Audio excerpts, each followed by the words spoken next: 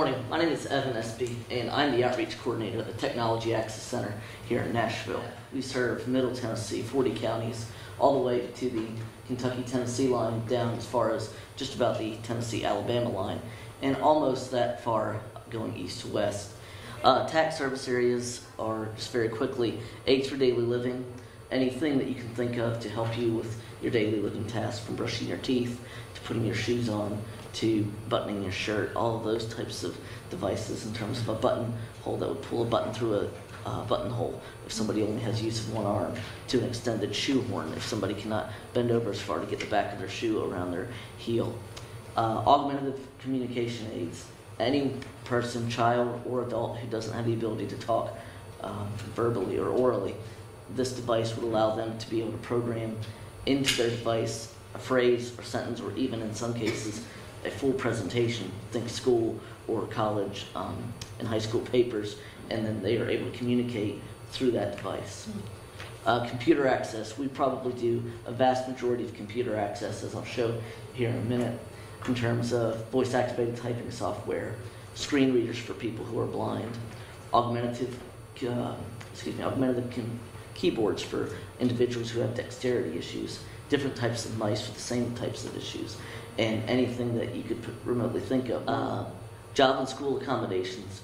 We oftentimes are asked by schools and or parents to give a secondary AT assessment or evaluation for a student that either the school wanted something more thorough that they weren't able to do with their funding, or the parents weren't necessarily happy with an element of the AT evaluation done by the school. And obviously on the job, and I'll talk a little bit more about jobs in a minute through an example of a client we worked with. And then one of the very cool things that I get to work with directly is our adapted toy and child tech program. We adapt battery-operated toys so that children who have hand dexterity issues, who wouldn't be able to work that switch from the way a toy would come from Walmart, can hit a larger switch and make that toy operate. Assistive technology, I'm not going to read to you, but it is a lengthy, but it is also a very broad definition. But it's basically any device, whether homemade or manufactured or commercially developed, that helps an individual develop access through all walks of life. Referrals to our center obviously come from the school system. We have a contract with vocational rehabilitation, where, if you're not familiar, all of their clients, their main goal is to get their clients employed. Services for the blind here in Tennessee, disability organizations and agencies, obviously the Tennessee Technology Access Program. We do fee-for-service work with the Veterans Administration. Typically, that's on a level of aging vets who are beginning to lose their sight, workers' comp cases, and then obviously just self-referrals. The first client I wanted to talk about today is Jim. Jim is an individual who has been associated with the center since the doors opened in 1989. He and his mom have both sat on our board, and Jim was also our webmaster for a number of years. Jim has a disability similar to cerebral palsy, but he's actually incurred a severe infection that made him basically a quadriplegic from a childhood vaccination. He can only use his chin consistently. That's the only muscle in his body that he has regular control of. But because of that, Jim was able to go to school, both the undergraduate and graduate level, and get a master's degree in computer science. His switch is mounted onto a head microphone. It's basically a microphone that, like, Garth Brooks would use. We just took the microphone off, attached the switch, and he hits the switch with his chin and is able to go through his computer with a program called Easy Keys. He can move the mouse like a sonar and move the mouse up to the icon he wants, hit the switch again, and it opens that program. Once that program's open, he can use a menu on there to go through and type onto a document, such as Word. Obviously, his communication access as well, because it will give speech output. And then, of course, it's obviously his environmental control. His parents built him an apartment attached to their house, and he can control the lights, the blinds, the locks, and even obviously his computer and telephone access through his computer, all by his switch. There's a picture of Easy Keys. As you can tell, you can see the two menus and a Word document that he has written. He sends out multiple letters on our behalf asking friends to give us money. Jim has been a phenomenal supporter of the Technology Access Center. JB is an individual that we met about 2 years ago who had a severe learning disability.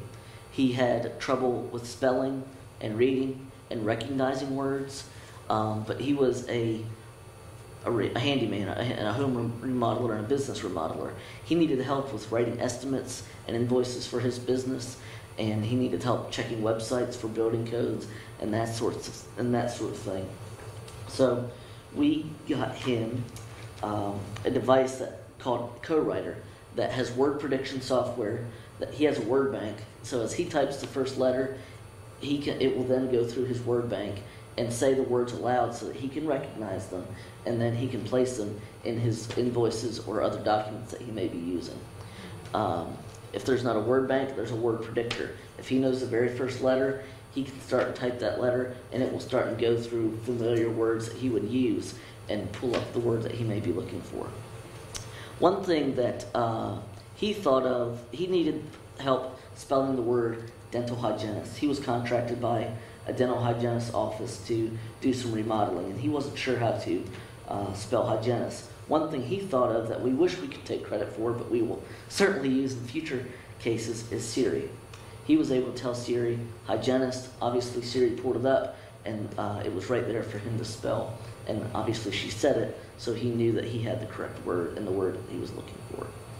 So just another, a main example of obviously using basic AT computer access, but also something basic that probably all of us have used on a daily basis to become more independent.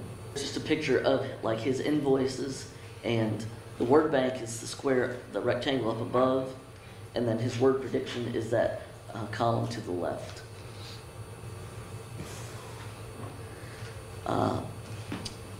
As I mentioned, he got help from Siri to spell the word hygienist, and we thought that was just a phenomenal use of resources, and we're very pleased that he was able to think of that on his own, and we're certainly going to use that, as I said, for future clients.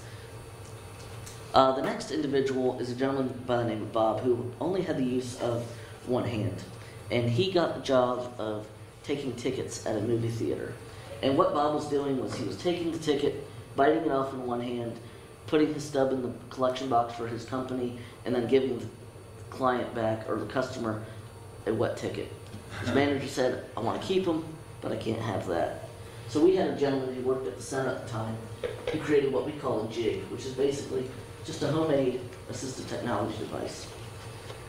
He took an ordinary cigar box, cut a slit in it, put the razor blade underneath so that there was no risk of Bob cutting himself. And then Bob was able to take the tickets and get the ticket stub back to the consumer and keep the information that his company needed. So another just basic example of assistive technology helping an individual be employed. So again, assistive technology can be something extremely high tech, as easy keys like for Jim, or something very basic as a cigar box with a razor blade. The next individual was Lewis. Lewis was working in a factory and had to build a part that was going to become part of a bigger picture. And I honestly don't know what the purpose of this device was in terms of why the company needed it built. But again, Lewis only had use of one hand. And he needed to pop this piece in with this spring and then move it on down the line. So again, we took a piece of wood, cut some slits in it, and put some nails in there, filed the heads down, the sharp edges down. He could put, I think Lewis was obviously more efficient at this than I was. And then he was able to just put the spring in using one hand. And this has got a little bit of weight to it, so it didn't slide around too much. Michelle's an individual, a young lady who was a graphic design student when she had her car accident, and needed to do a great deal of computer work in terms of designing things and putting documents underneath the scanner. And obviously after her accident, she lost a great deal of mobility in her upper extremities. And as you can see, the tasks that she form or general text documents, accessing the computer, creating graphic designs, and scanner access. So, one thing Michelle needed to do was, as I said, put the document on a scanner. If you know anything about scanners, one thing they don't like is the lid being slammed down on top of them. So what the husband of one of our employees did was take the stick you would close the blinds with, had found one of those in his garage. The handle is a drawer handle, and mounted that to a piece of wood. And under the piece of wood is a piece of material called Dyson that doesn't allow something to slide underneath it. So Michelle still could use, with her limited abilities, pull that stick out and lower the lid safely down onto the document. So again, just a basic accommodation. Megan did a phenomenal job at our center, and she is an individual who has quadriplegia. She uses a power chair, and she's also a dwarf. She obviously needs to do general office tasks, do computer use, and telephone use. So for her accommodations, we built a computer desk that was a little slightly higher. We had a wedge that raised her laptop up so that she could see it a little better. There was a Lazy Susan with many of the documents that she would routinely use, so she could spin the Lazy Susan with her mouse stick. She had a telephone holder to hold the telephone up. She liked accessing the computer through a mouse stick in terms of typing. She didn't want to use voice-activated typing software. And again, that's the individual's choice. One thing that we really try to follow at the center is we're not evaluating the individual. By the time they've gotten to us, the individual's been assessed so many different times they don't need any more assessments. We help the individual with our staff evaluate the technology and help them determine what's going to be most useful for them. So she decided she wanted the mouse stick. So she has a mouse stick holder, she had a wireless headset for the telephone, and she did have Dragon Naturally Speaking for larger documents and emails. Paul had arthrogryposis, easy for me to say, and uses a power chair and uses a mouse stick. Paul was going to be working for, I believe it was the state, but I'm not entirely positive. But either way, Paul was working in a building that had high security, and he, in his power chair, had to be able to swipe a key card that he could not manipulate because of his disability. He then had to hit a automatic door opener and then back up in time, otherwise the door would slam into his chair. So obviously a number of things we needed to work on. The first thing we did is we worked with the company and we found a key card that could be used in proximity and didn't have to be directly up against the building. So each day his personal aide would just clip his key card to his lapel, and as soon as he was within 20 feet, it would unlock the door. We worked with the company he worked for. They moved the button out from the inset so that he could hit it and still have time to be far enough away so the door wouldn't hit him. And then once he got in, as you can see, the elevator was closing too quickly where he did not have a chance to get his chair in. So we, again, just worked with the company to get the elevator reprogrammed so that the doors would stay open wider.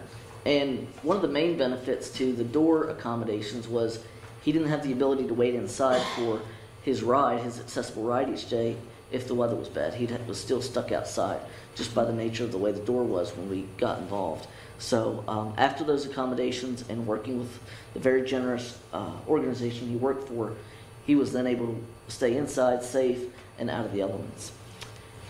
One of the areas that we work with and that we are as a center is a Microsoft Accessibility Center.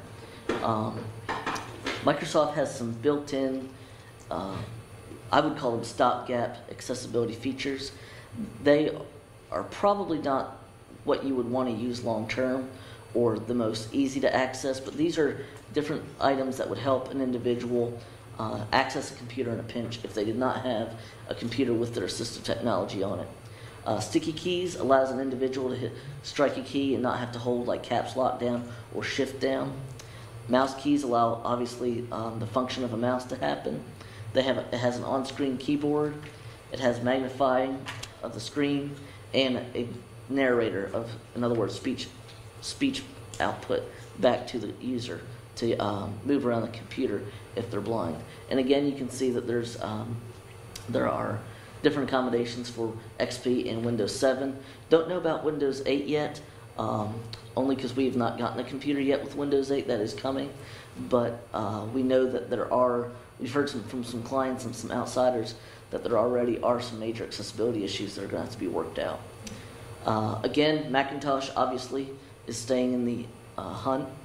And one kind of historic thing to know is our center was started kind of with a Macintosh base. They started a national or now an international association of AT centers around the country, and that is how we got our first funding. So they were kind of the forefathers to computer access as far as accessibility went. iPod and iPhone access, obviously those are becoming more and more popular. These are some of the things that they have available in them. You can get the third-party things. There's many companies out there that build mounts, switch scanning devices, and obviously there's 1,000,001 apps, probably plus some, that an individual can use. Obviously, as you may have imagined, one of the main areas we're starting to see the biggest use of iPads is communication devices, AAC devices with the apps. I think that the apps are coming along, but one thing we're cautioning parents, and especially parents and teachers of young students, is remember that iPads aren't all that durable. There are protective cases out there, but we were able to put some technology in a classroom a couple years ago, and one thing the students proved to us is that you can still break an iPad even when it's in a so-called protective case. Mm-hmm. So, our contact information, should you need any information, again, we have loans and can do demonstrations all for free because the Tennessee Technology Access Program pays for that, provides our funding for that. Majority of my salary comes from that, as I do majority of the outreach activities at the center.